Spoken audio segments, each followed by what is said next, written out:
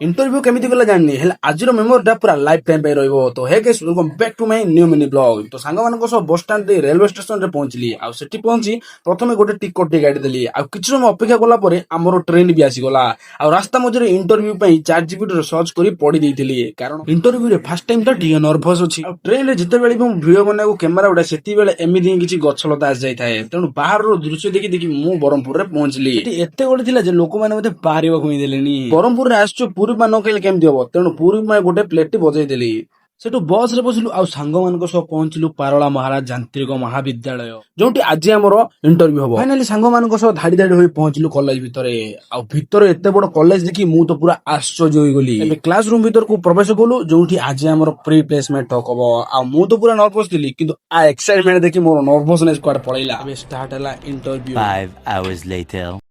एबे इंटरव्यू सरीला आ भोक भी लागिलानी किंतु पाखरे कोनोसी भेज होटल नै तेनु चिकन बिरयानी प्लेट टी आनी खाइली भगवान ए निरीह प्राणीर आत्मा को मुक्ति देबे। सेटु पुणी बस रे बाहरिलु हॉस्टल किंतु टाइम 5टा आ ट्रेन भी स्टेशन टू छाडी देलानी आ संध्या समय तेनु सीधा पहुंचलु गोपालपुर सी बीच। एटी समुद्र रे हल्का पवन आ लहडी रे मनटा पूरा फ्रेश होई गला। प्रभु श्री रामचंद्र जेमिति सात समुद्र पार होई माता सीता को आनिबा को जाइतिले सेमिति मो भी समुद्र को लांघिबा को दौडिली किंतु हारि गेली आज्ञा हारि गेली।